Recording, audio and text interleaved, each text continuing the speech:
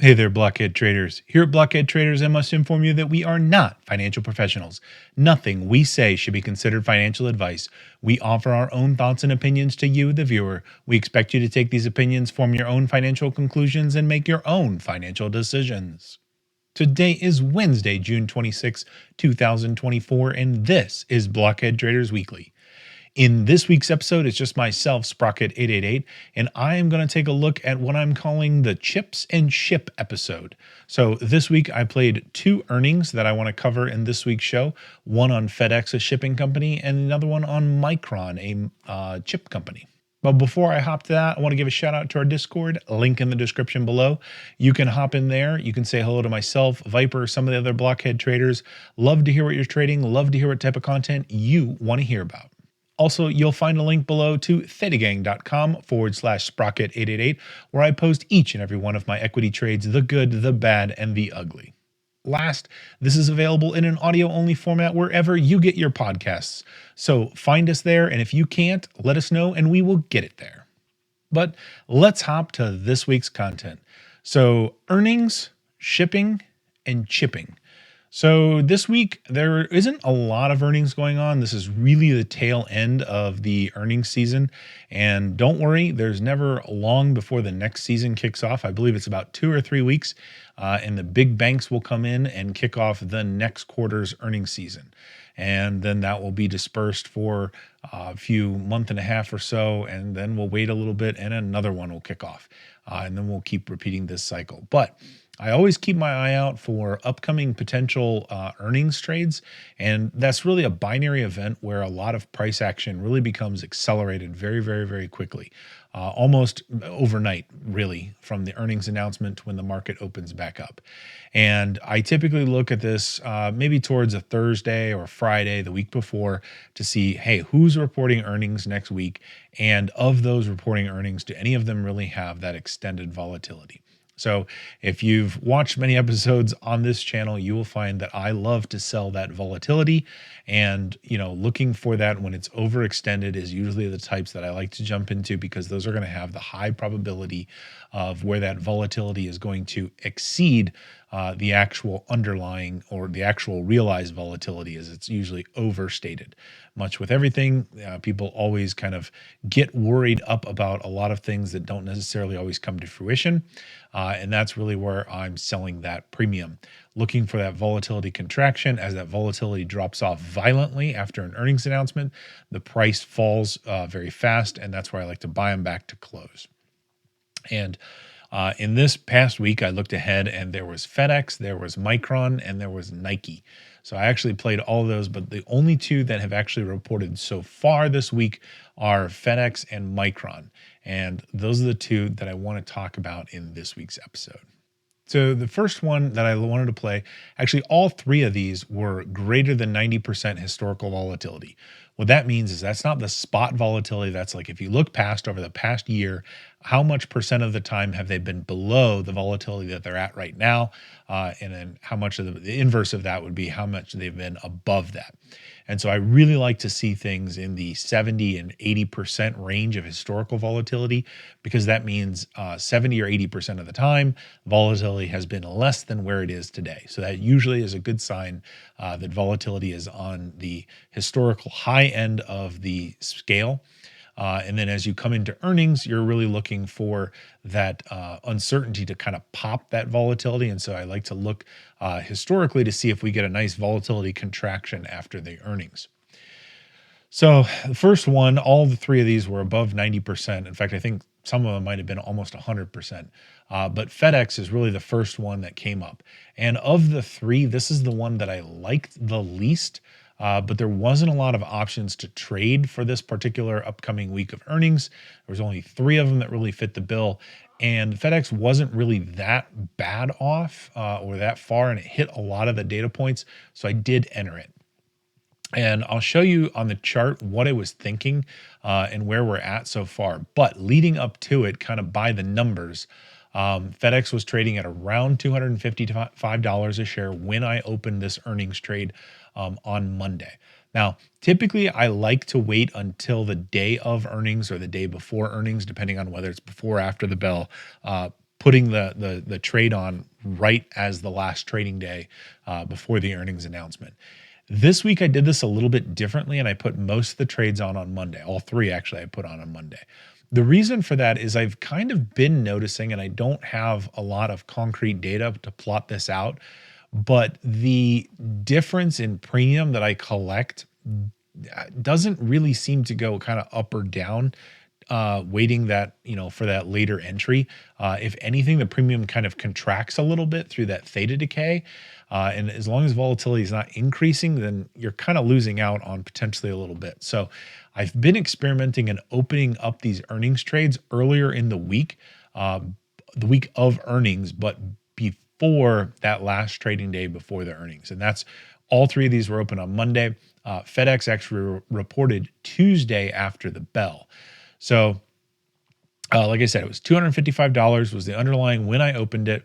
I went for about a 20 delta strike. What that means is I went to sell a strangle. So I sold a call and I sold a put. And I went out to about the 20 delta mark on the option chain of those things that expire this week of earnings.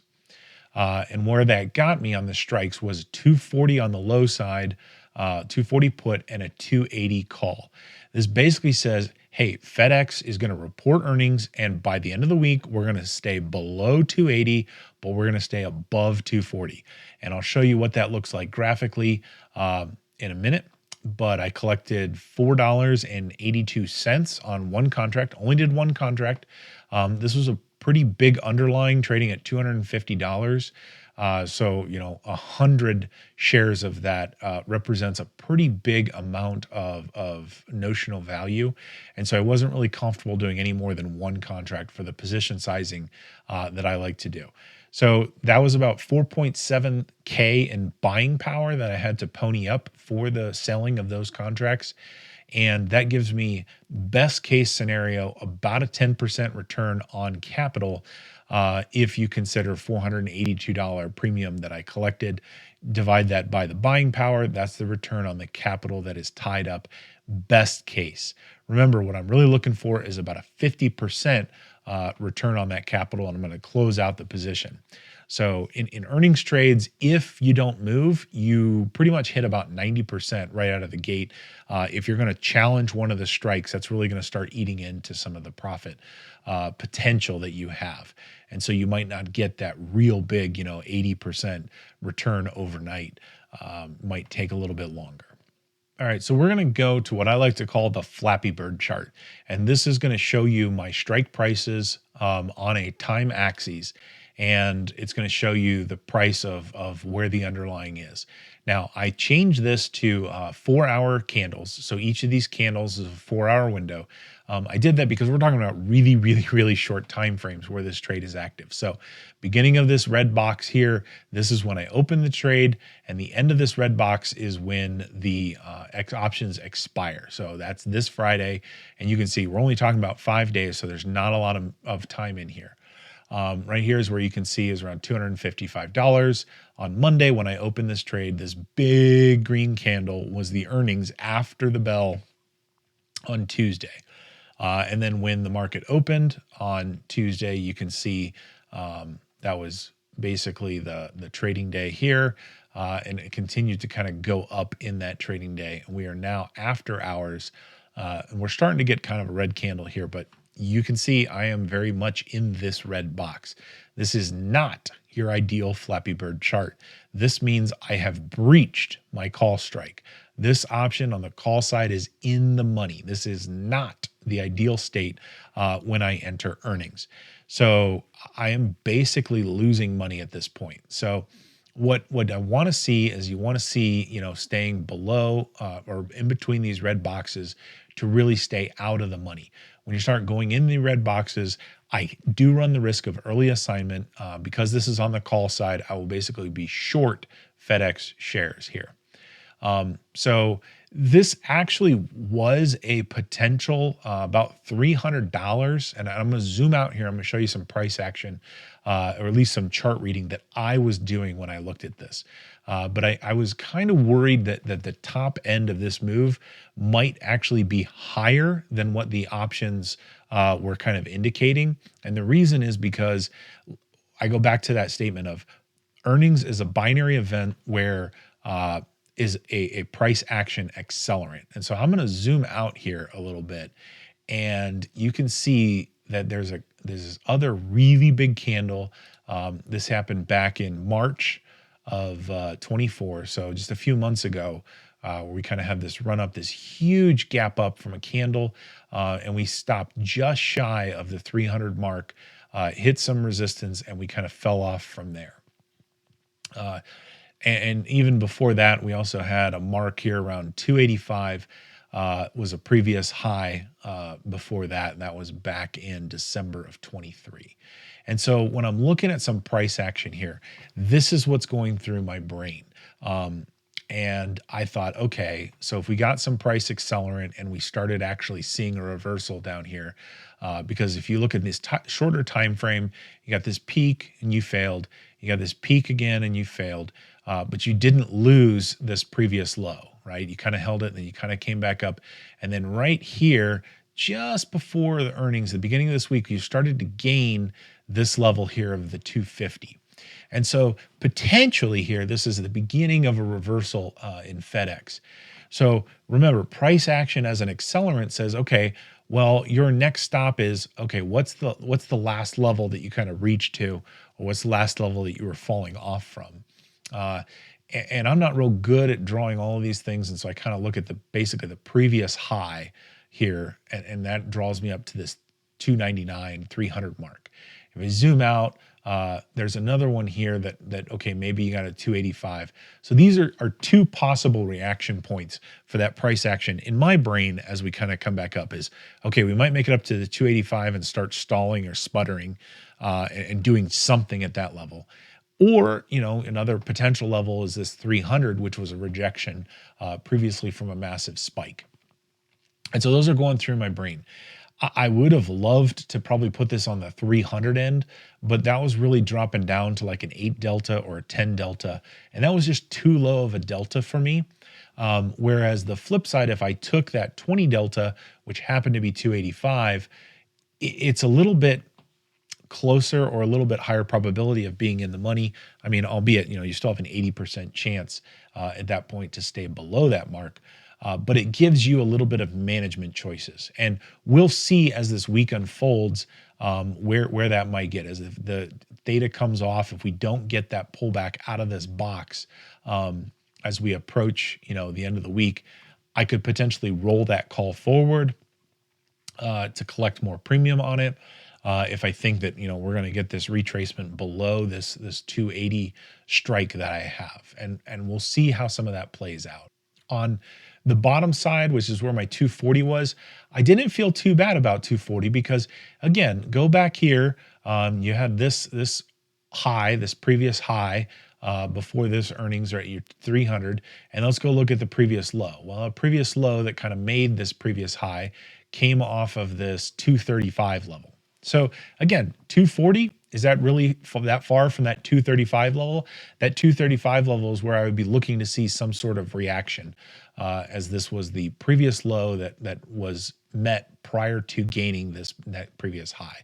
So I would expect some reaction maybe around that 235 level. So again, that 240 was a nice 20 delta, and that really is not that far from 235. So I was pretty comfortable pulling that strike up there.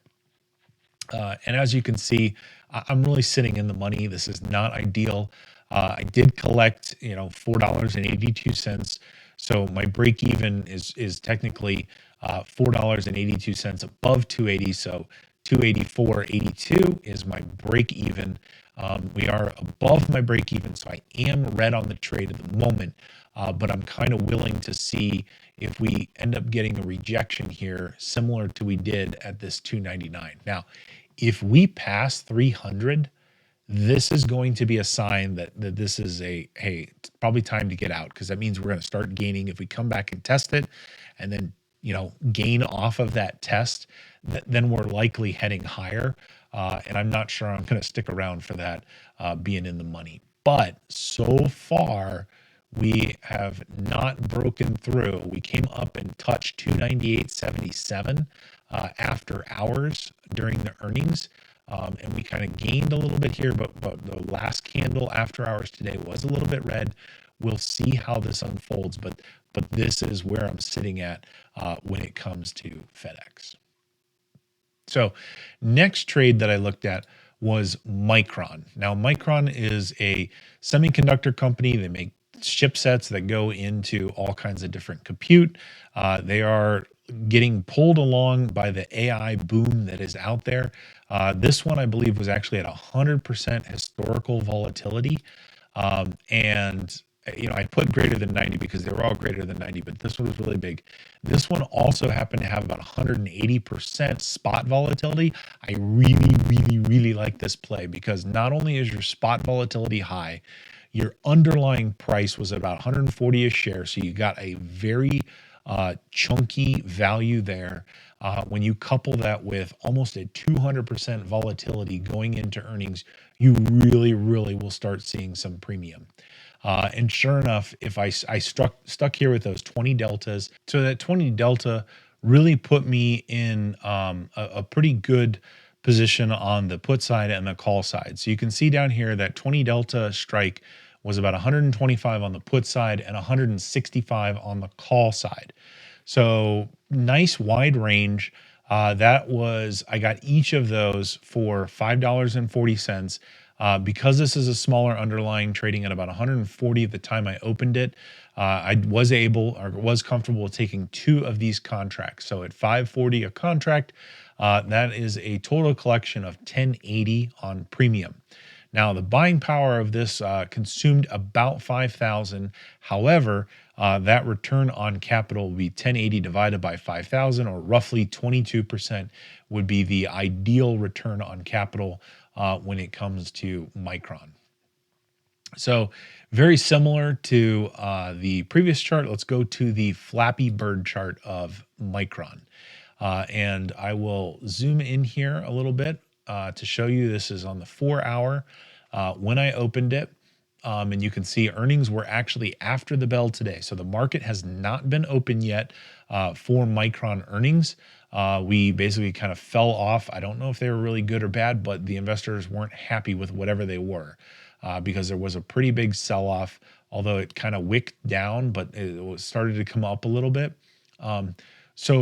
So far, this is a really good looking Flappy Bird chart. I am out of the money on the put. I am out of the money on the call. I'm not challenging that call side, which is really where you get kind of your infinite risk. And price does seem to be holding up thus far after hours. Now, a lot can change on open, but right now in after hours looking pretty good. And if I kind of zoom way out here, what was I thinking about the chart and the timing? You can see this is a very big up and to the right trend. Remember, I told you this was kind of hitched to the whole AI thing and really just getting drug along by the likes of NVIDIA and all of the AI this and the AI that.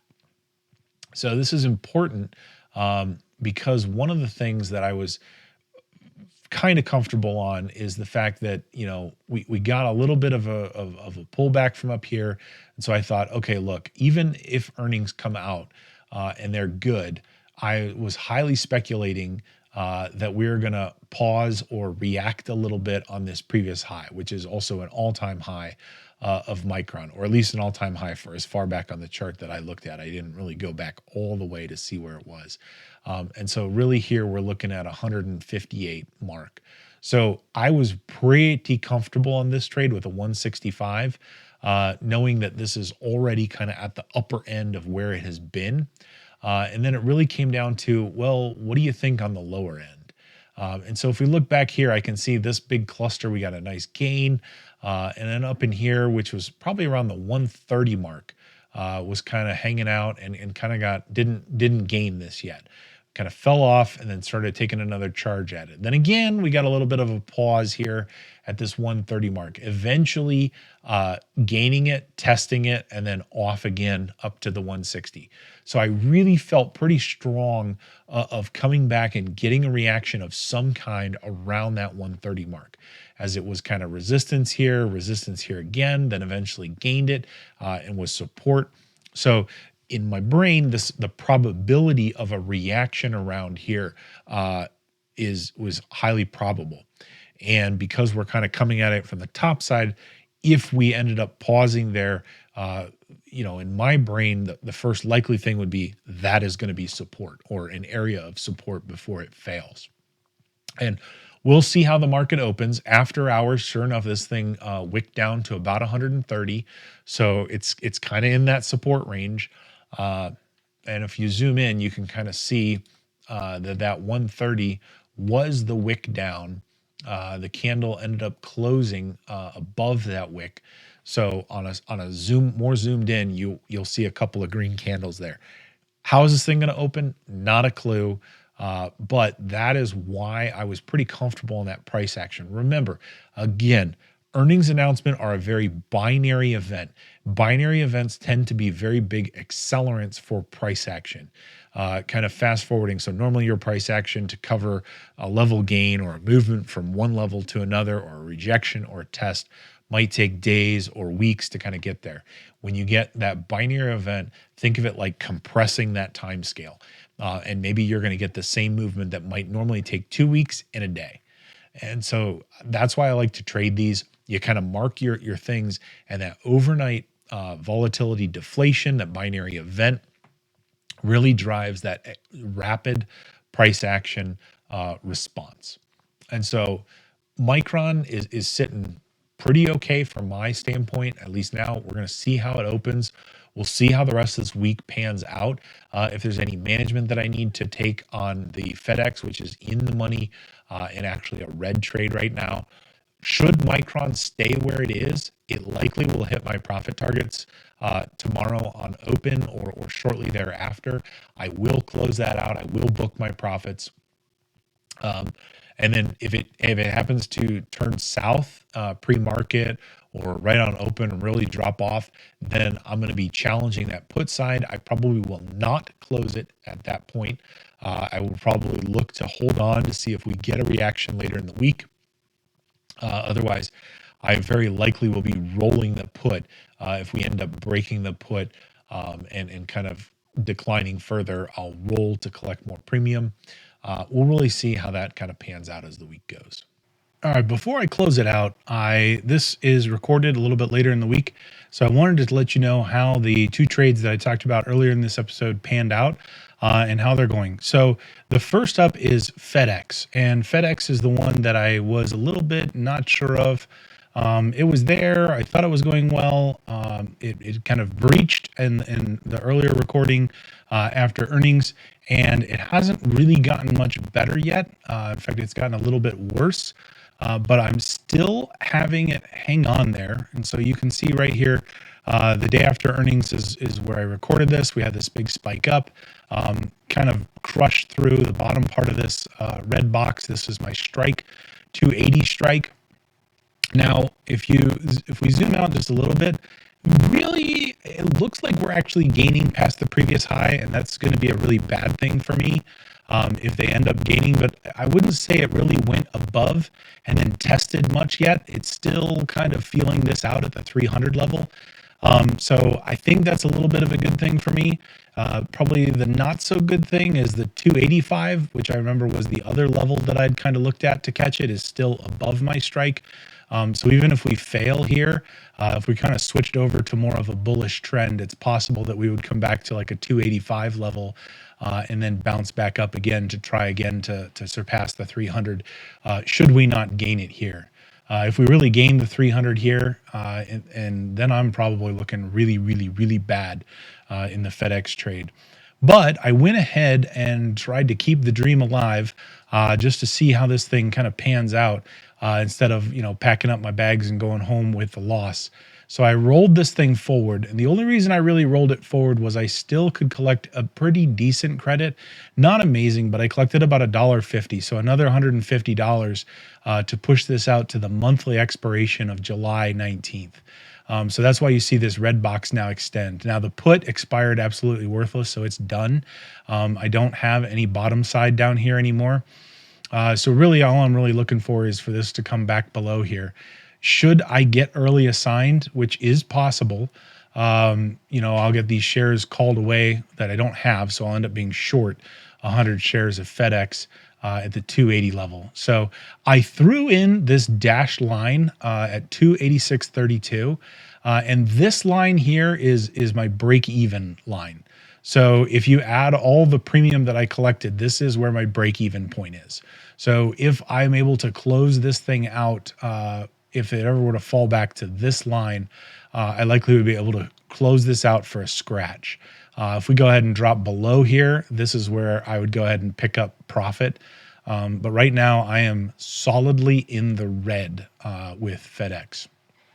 And if we go ahead and take a look at, where that stands, I'll go ahead and transition over here to the numbers. I added the on June 28th, that's today, I rolled that 280 call out to the monthly, which is just a couple weeks out to July 19th expiration.